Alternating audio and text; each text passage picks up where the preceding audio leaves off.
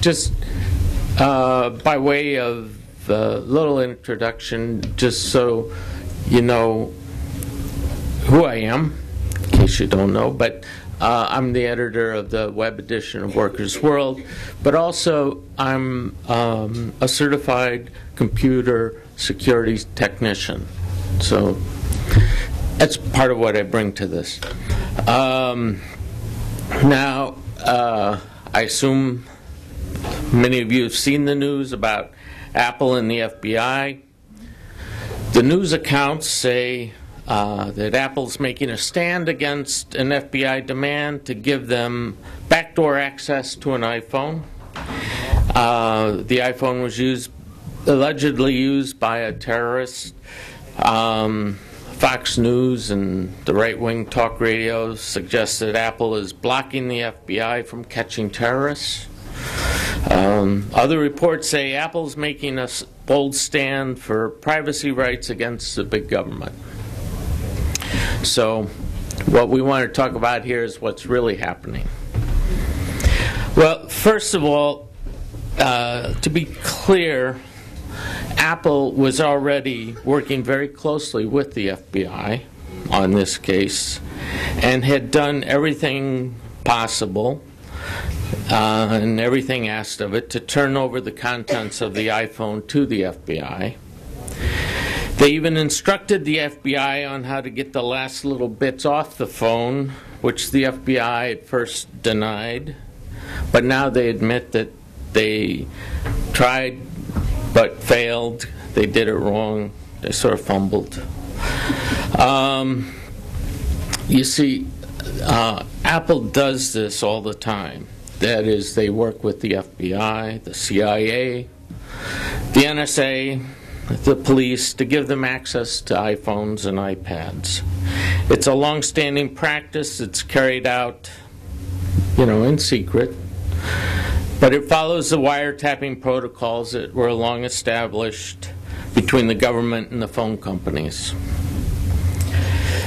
And then, as Edward Snowden revealed, in this period, there's sort of a deeper level of penetration. He revealed this program that they call PRISM, that's run by the NSA, that was super secret above whatever. That gave direct access to all the servers and content on Microsoft, Google, Yahoo, Facebook, AOL, Skype, YouTube, and Apple. There are court orders in place that block any attempt by any of these companies to deny the government agencies access. And all of that is in place. Now, it hasn't changed since it was exposed by Snowden. So, what this means, for example, is that the NSA and the other government agencies are given full access to everything on the iCloud, which is Apple, and any of the other cloud storage systems. Now, on top of that, I just want to point out that at Microsoft, the Pentagon was brought in to rewrite Windows XP. They came out with a Windows XP version 3, I think they called it, update 3, something like that, that was rewritten by the Pentagon. It was said to be done for security reasons. So the Pentagon's been inside Windows ever since then. Similarly, a few years ago, the NSA was brought into Google. They rewrote some of their code. It was just for security reasons, of course. And so the NSA has been inside Google ever since. Now, so Apple is working closely with the FBI, and they were working on this San Bernardino iPhone. The FBI messed up, so then they asked Apple to write them some additional code that would give them a way to get a backdoor into unlocking the phone. I'm not going to go into the technical details of it, but if you want, we can discuss that. But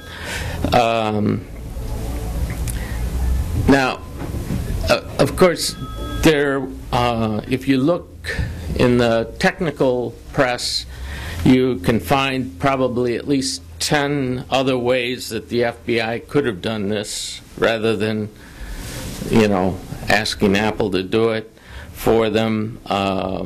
The Wall Street Journal even had an editorial asking why the iPhone hadn't just been sent to the NSA, since they know perfectly well that the NSA couldn't easily decrypt it.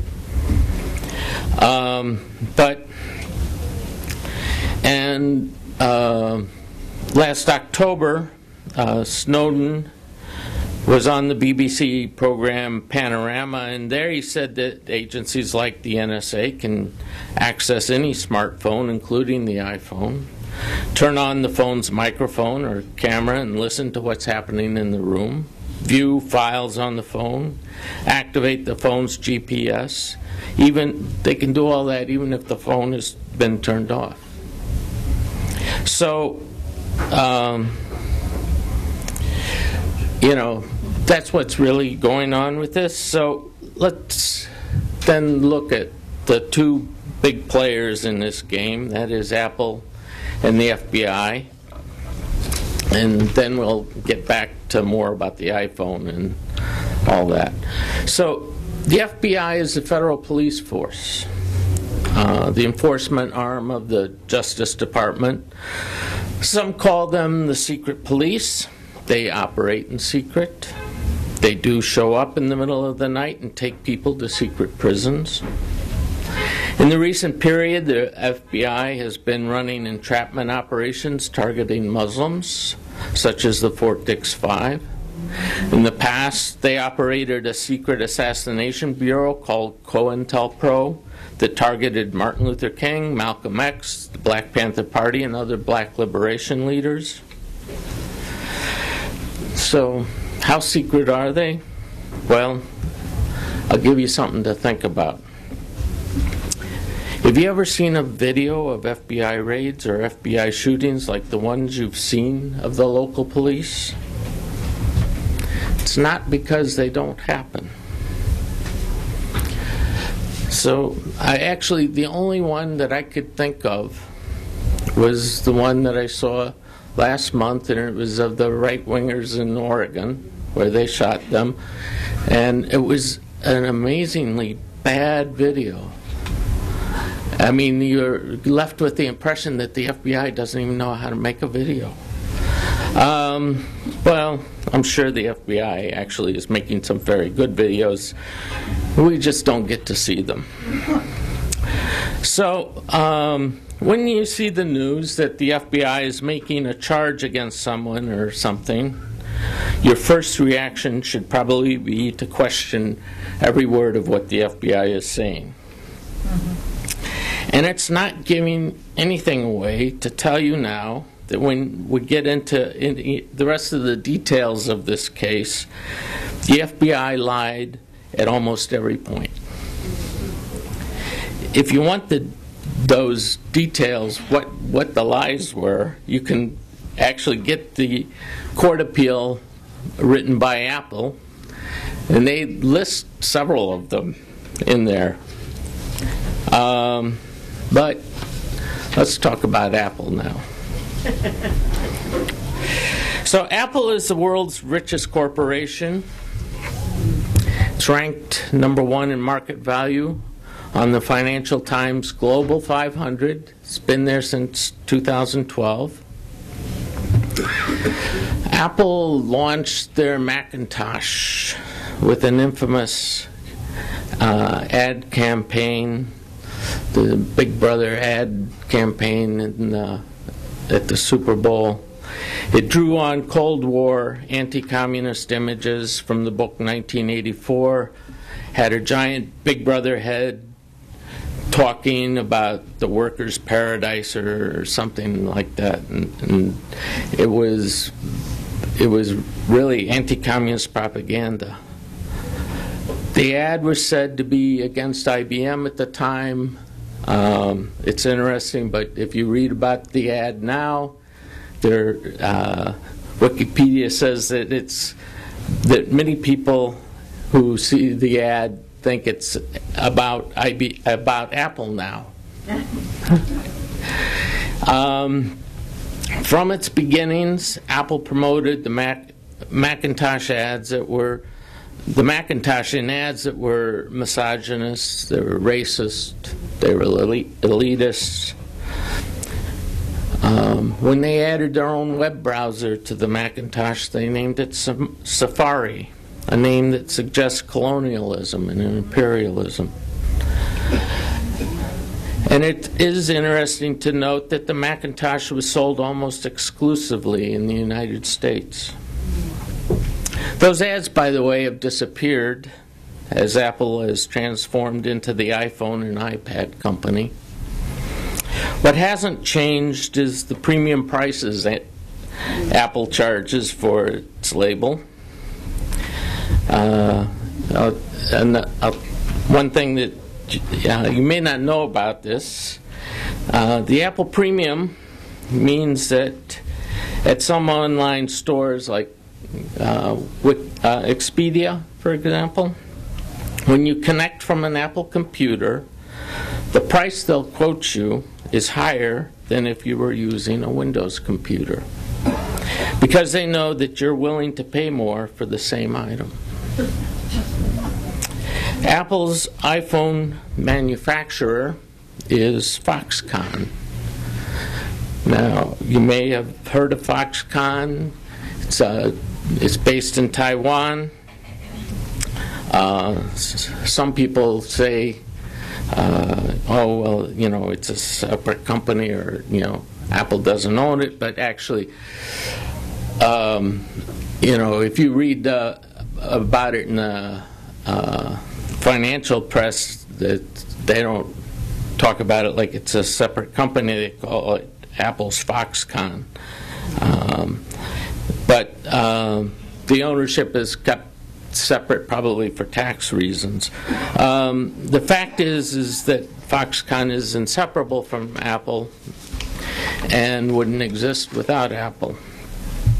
And all the manufacturing for the iPhone is done by Foxconn. So Foxconn is the world's largest electronics manufacturer. It's absolutely huge. It has the biggest assembly lines that have ever been built in the world. It's also one of the worst possible places to work. A New York Times report in 2012 said, and I quote, "The workers assembling iPhones, iPads, and other devices often labor in harsh conditions in an onerous work environment with serious, sometimes deadly safety problems. Foxconn ordered workers to use a poisonous chemical to clean the iPhone screens until hundreds were sickened. Foxconn employees work excessive overtime, sometimes 7 days a week, with workers standing so long that their legs swell until they can hardly walk." So you may not have thought about it, but actually there is an incredible amount of labor that goes into a single iPhone. A lot of super exploited labor. And it is with the introduction of the iPhone that Apple became a global player.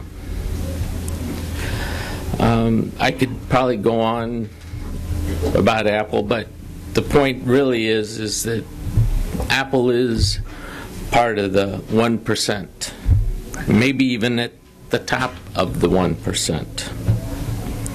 So the iPhone, let's talk.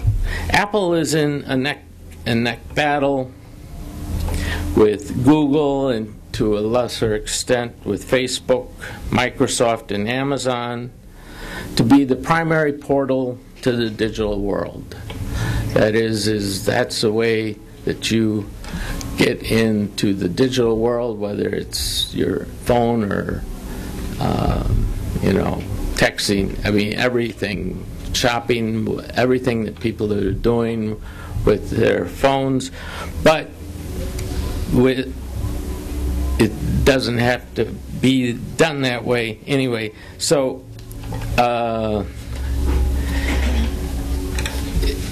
it's in the financial world, in the business world, it's seen as being a battle for world domination, and it really is an intense business battle that's going on there.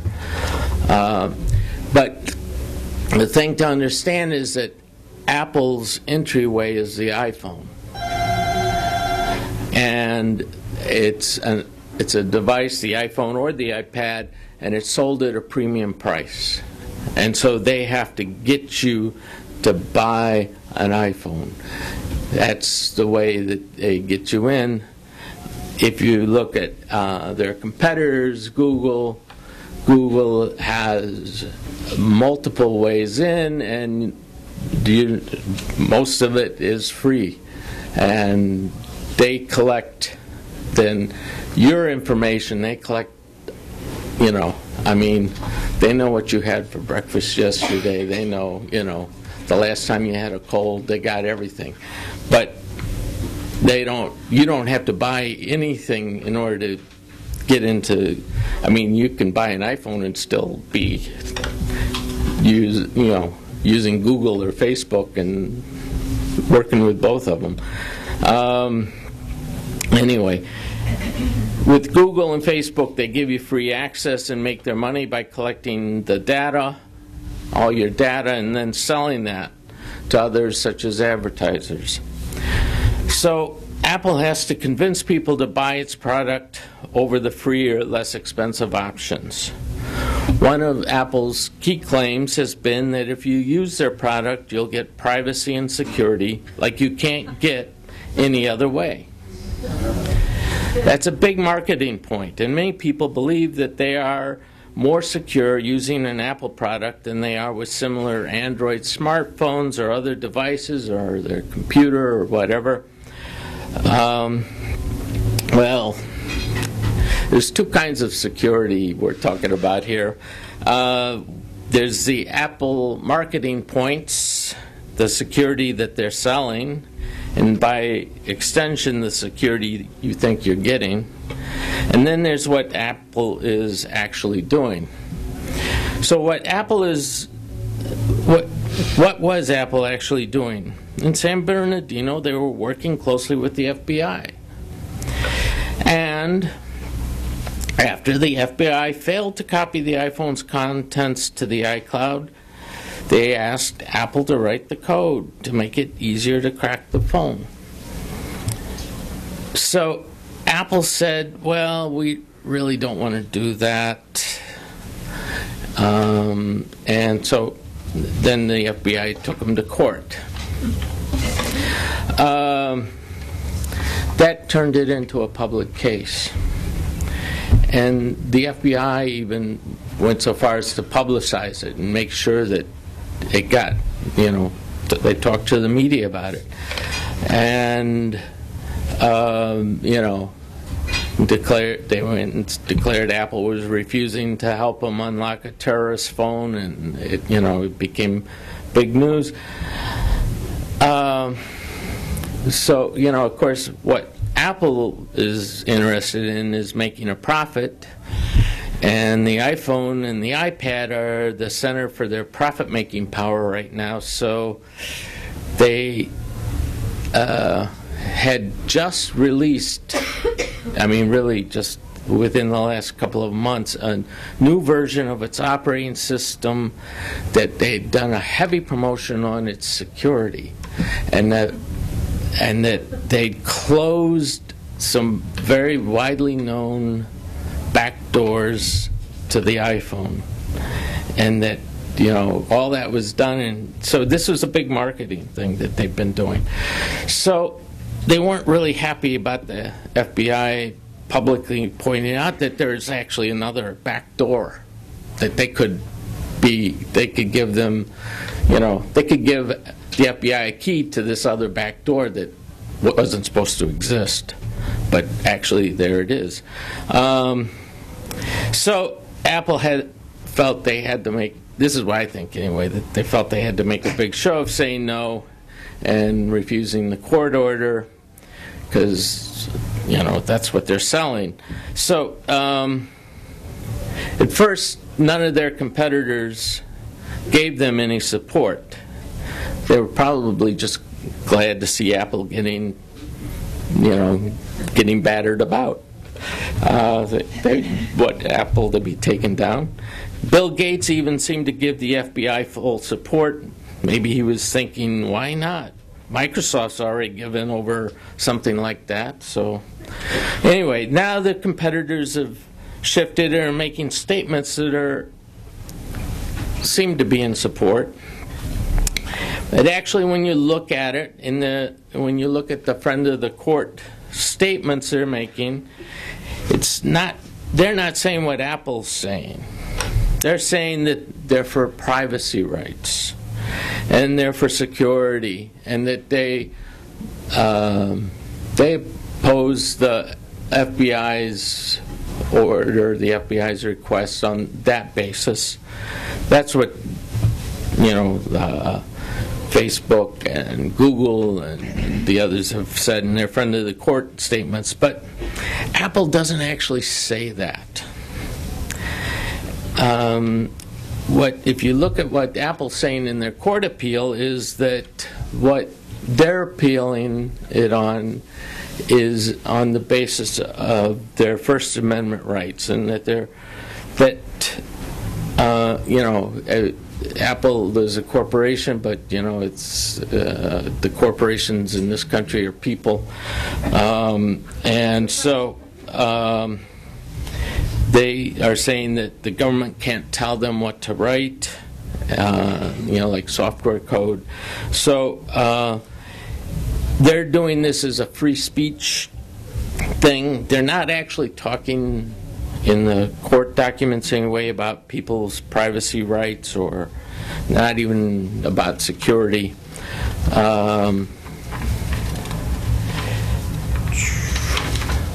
So a thing to note is that Apple isn't challenging any of their practice of working closely with the government or turning over everything to the FBI before, or wiretapping, or they're not saying we're going to refuse to be a part of prison, we're not going to we're going to stand for privacy, for security. They're not saying that. So to me, it doesn't sound like my privacy rights are being defended by Apple. And when the Justice Department read Apple's appeal, what they concluded was that Apple is trying to protect their public brand marketing strategy. And they're right. And that's about right. So, while we fully support everyone's right to privacy and their right to, security and securing their own personal property, I'm afraid that's not what Apple's fighting for in this case. And but that doesn't mean that the FBI should get away with it either. The FBI should be stopped and not given the key to an iPhone, or anything else for that matter.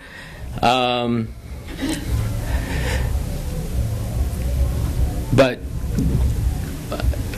even if they're stopped in this case, if the FBI is stopped in this case, you won't really get the privacy or the security you deserve. Apple's already given that away.